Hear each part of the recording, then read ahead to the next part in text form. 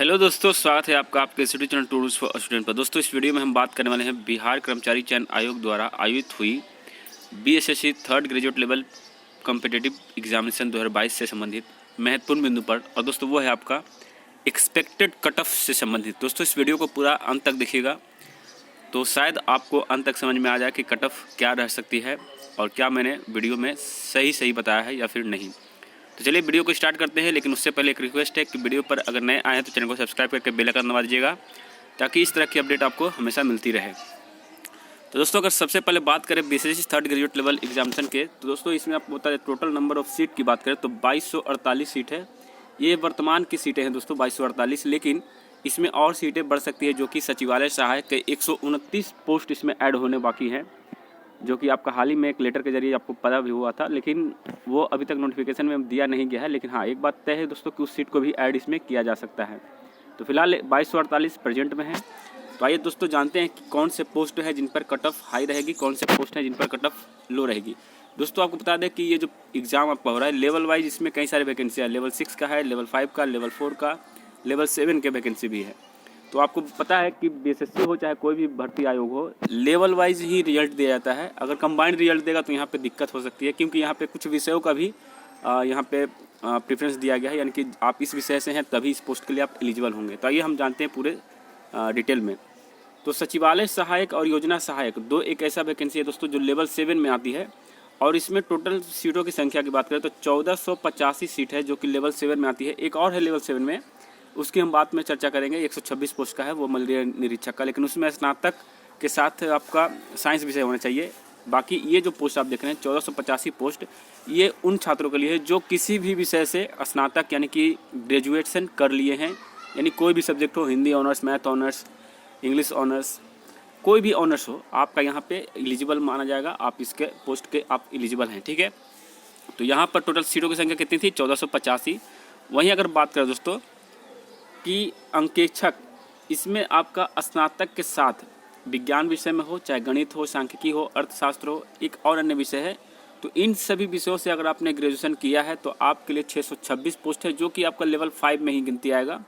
ये दोनों अंकेक्षक हैं, कोई दो विभाग का है, एक विभाग आपको अलग होगा, एक विभाग अलग होगा। तो दोनों एक ही पोस्ट है, बशर्ते कि विभाग अलग हैं, लेकिन यहाँ पे टोटल सीटों की संख्या 626 है जो लेवल 5 में आती है। उसके बाद मलेरिया निरीक्षक, जो कि मैंने बताया था लेवल 7 के एक वैकेंसी रह चुके दोस्तों। यहाँ पर स्नातक विषय वाले ही इस पोस्ट को भर सकते हैं, जो कि विज्ञान से हो, यानी कि आपका साइंस विषय से, कोई भी साइंस का विषय हो, चाहे आप बॉटनी लिए हों, आप फिजिक्स लिए हों, केमिस्ट्री लिए हों, बायोलॉजी लिए हों, मैथ लिए हों, कोई भी विषय अगर आपने साइंस से किया है तो आपको ये 74 पोस्ट आपके लायक है और आप इस पोस्ट के लिए एलिजिबल माने जाएंगे। और 71 पोस्ट एक और ऐड हुआ था बाद, 61 पोस्ट जो है और ऐड हुआ था बाद में, और उसमें विज्ञान में, गणित या अर्थशास्त्र में 45% मार्क्स रखा गया था, यानी ग्रेजुएशन में आपके 45% मार्क्स हो कम से कम। और जो SC/ST है उनके लिए थोड़ा डिटेल में नहीं बताया गया, लेकिन उनके लिए बताया गया कि उनको रियायत मिलेगी 5% या 8% मान सकते हैं कि उनको छूट रही होगी। तो यहाँ पर भी आपको विषय दिया गया है गणित या फिर अर्थशास्त्र या फिर अन्य सब्जेक्ट जो कि साइंस से रिलेटेड हो। तो यहाँ पर आप देख सकते हैं दोस्तों कि टोटल मैंने आपको सीटों के बारे में बताया कि किस तरह से सीटें जो है वो जनरल कैंडिडेट के लिए है, किस तरह की सीटें जो है आपका साइंस बैकग्राउंड वाले कैंडिडेट के लिए है। अब हम बात करते हैं दोस्तों expected cut off for tyre 2, यानी कि मेंस के लिए आपका कितना मार्क्स सेफ जोन में आएगा, कितने नंबर अगर आपने लाए हैं तो आप सेफ जोन में आएंगे। दोस्तों यहाँ पे मैंने जो डिटेल में बताने वाला हूँ कि देखिए यहाँ पर रिजल्ट आपका परसेंटाइल बेस पर होगा, यानी कि आपको पता है कि टोटल अगर सीटों की बात करें तो फिलहाल अभी जो 2248 सीटें हैं इसका मल्टीप्लाई 5 गुना, यानी कि दोस्तों 5 गुना से ये अधिक तो देंगे नहीं, क्योंकि 2011 के नियमावली में ही 5 गुना का चर्चा किया गया है। और बीएसएससी का रिकॉर्ड आज तक जितने भी एग्जाम लिए हैं कि उसमें 5 गुना ही दिया है, उससे 1-2 कम हो जाएगा, लेकिन 1-2 बेसी नहीं दे सकते हैं। तो 5 गुना ही रिजल्ट इसमें आपको मिलेगा, इसमें आपको कोई दोहराने वाली बात नहीं है। और आप इन सभी चीज़ों पर मत रहिएगा कि 10 गुना इस बार देगा, इस बार 20 गुना देगा, ऐसा कुछ भी नहीं करने वाली बीएसएससी, ये 5 गुना ही रिजल्ट देगी। और बता दें दोस्तों कि इसमें जो रिजल्ट आपका जो बनने वाला है, इसमें सेफ स्कोर की अगर बात करें तो 23 तारीख का सेकंड शिफ्ट और 24 तारीख का फर्स्ट शिफ्ट, जो अभी विवादों में चल रहा है, कोर्ट में मामला चल रहा है इसका, फिलहाल अभी हम उसको नज़रअंदाज करते हैं और फिलहाल इस मुद्दे पर आते हैं कि अगर ये दोनों वैलिड है और वैलिड रहती है भविष्य में भी, तो इस हिसाब से यहाँ पर पेपर की अगर बात करें लेवल का, तो यहाँ पे इजी टू मॉडरेट पेपर रहा। एवरेज अटेम्प्ट कैंडिडेट का 120 से 135 रहे हैं, कहीं कहीं कैंडिडेट 140 भी अटैम्प्ट किए हैं, 150 भी किए हैं, तो वो बात अलग है, लेकिन यहाँ पर मैं एवरेज अटैम्प्ट की बात कर रहा हूँ। और expected cut off only for male, देखिए मैं फीमेल का नहीं बता रहा हूँ, फीमेल आप लोग कम से कम 5 नंबर नीचे डिक्रीज कर लीजिएगा, ठीक है। मैक्सिमम 8-10 भी हो सकते हैं, लेकिन मिनिमम जो है 5 नंबर डिक्रीज कर लीजिएगा।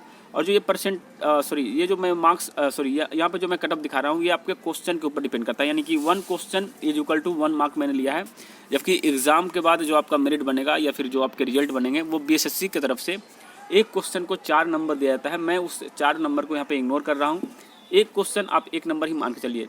तो जो कैटेगरी वाइज आपका रिजल्ट यहाँ पे मैं एक्सपेक्टेड बता रहा हूँ वो ध्यान सुनिएगा। देखिए अगर आप अनरिजर्व कैटेगरी में आते हैं तो आपका 112 से 115, मिनिमम 112 होना चाहिए, मैक्सिमम आप जितना भी लाएं, लेकिन 112 से 115 अगर स्कोर आ रहे हैं काट पीट के जो भी हो, तो आप सेफ जोन में आइएगा। परसेंटाइल की बात करें दोस्तों 96.80 परसेंटाइल यहाँ पे होगा। अब यहाँ पे समझने वाली बात है कि परसेंटाइल क्या होता है और ये आपका ये क्या होता है, मार्क्स क्या होता है। तो मार्क्स तो आपको पता है, रॉ मार्क आपका जो लाए वो आपका रॉ मार्क हो गया, लेकिन यहाँ पे परसेंटाइल बनता है। यानी कि अगर मान लीजिए आपके शिफ्ट में कोई टॉपर 125 लाया, ठीक है, ज़्यादा ला सकता है या कम भी ला सकता है, लेकिन मैं मानता हूँ 125 लाया, और वही सेकंड शिफ्ट यानी 24 तारीख वाले में भी 130 कोई लाया, ठीक है। तो ये जो 125 है दोस्तों, इसको भी आप 100% मानेंगे, यानी कि ये टॉपर है, इसको भी आप 100% ही मानेंगे, ठीक है। तो जाहिर सी बात है यहाँ पर आप देख सकते हैं, 1 मिनट, तो यहाँ पर आप देख सकते हैं दोस्तों कि जो 125 नंबर लाया था वो भी आपका 100 परसेंटाइल में है, 130 मार्क्स लाया था वो भी आपका 100 परसेंटाइल में, ठीक है। तो यहाँ पर शिफ्ट कौन सा इजी दिख रहा है आपको, तो यहाँ पर शिफ्ट ये वाला हार्ड दिख रहा है, ये इजी दिख रहा है। इजी था तभी तो 130 तक पहुँचे हैं, और ये हार्ड था तभी तो 125 तक पहुँचे हैं। तो इसके कंपेरिजन में आप का परसेंटाइल किस हिसाब से बनता है दोस्तों, तो देखिए मान लीजिए आपने 112 नंबर लाए, तो होगा क्या दोस्तों कि आप जितना नंबर लाएं उसके बराबर या उससे अधिक जो भी कैंडिडेट मिलेंगे उनको ऊपर रखा जाएगा। मान लीजिए 500 ऐसे कैंडिडेट थे आपके शिफ्ट में जो आपसे बराबर में था या फिर आपसे ऊपर थे, और टोटल प्रेजेंट मान लीजिए 1 लाख स्टूडेंट यहाँ पे एग्ज़ाम दिए हैं, तो आप नीचे 1 लाख रख लीजिएगा, ठीक है, और मल्टीप्लाई 100 कर दीजिएगा।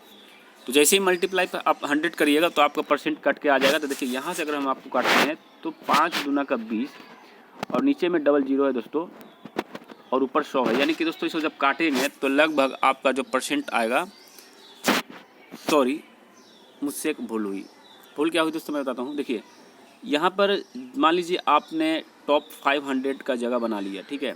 टोटल कैंडिडेट कितने थे, मान लीजिए 1 लाख, ठीक है, 1 लाख स्टूडेंट यहाँ पर थे, तो 500 का आपने बाहर किया, यानी कि आपने टोटल 99,500 को बाहर किया, तो यहाँ पर 99,000 ऊपर में हो जाएगा, ठीक है, 99,500 और नीचे 1 लाख।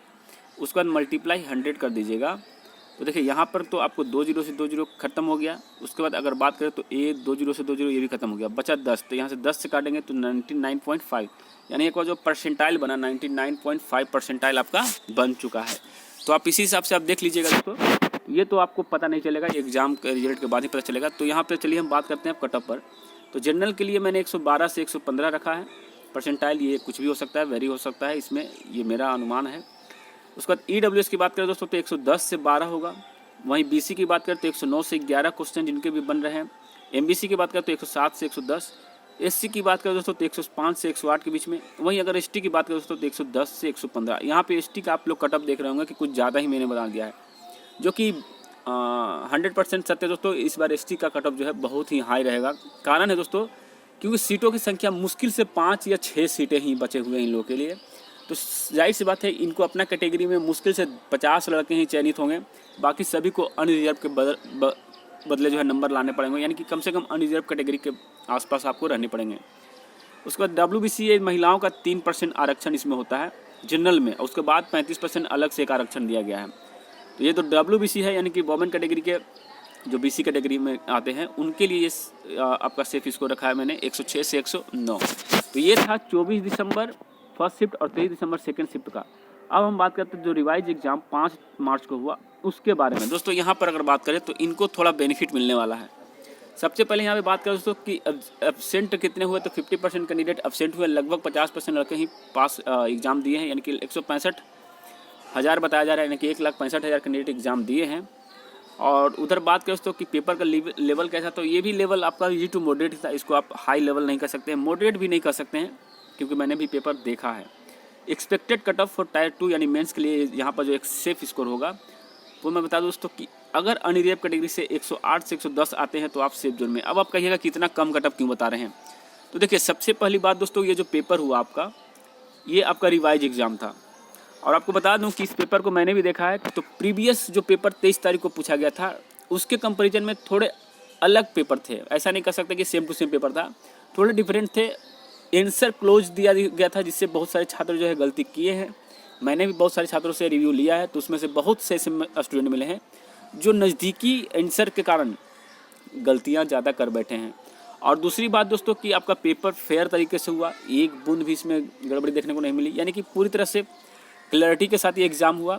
और दूसरा कि कैंडिडेट भी एब्सेंट ज़्यादा हो गए, यानी कि जहाँ पर 80% लोग एग्ज़ाम दे रहे थे, 70% दे रहे थे, वहाँ पे मात्र 50% एग्ज़ाम दिए हैं। ये 2-3 कारण है दोस्तों जिससे आपका कट ऑफ पर थोड़ा सा इम्पैक्ट पड़ेगा। तो यहाँ पर अगर बात करें तो अनरिजर्व कैटेगरी में 108 से 110 हो सकते हैं, परसेंटाइल इनका अच्छा बनेगा, ठीक है।